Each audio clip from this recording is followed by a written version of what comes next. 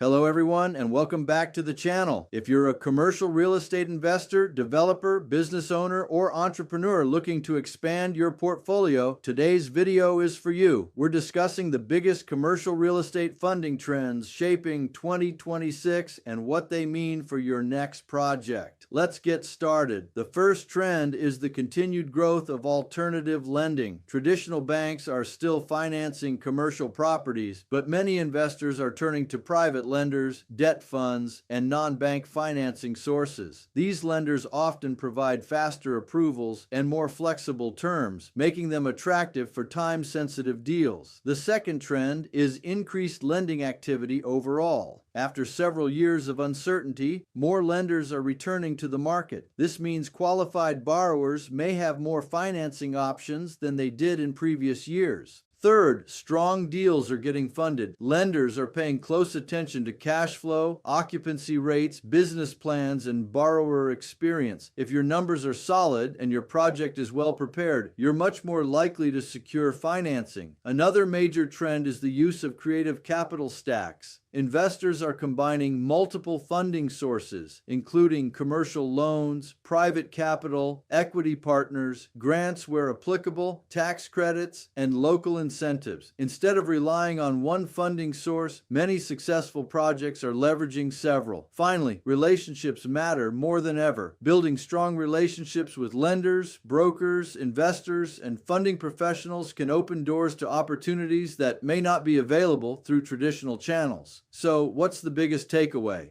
Capital is available, but preparation is everything. Before applying for funding, make sure your financial statements are organized, your business plan is clear, and your projections are realistic. If you're planning a commercial real estate project in 2026, now is the time to position yourself for success. If you found this video helpful, be sure to like, subscribe, and share it with other investors and business owners. And let me know in the comments, what commercial real estate trend are you watching most closely this year?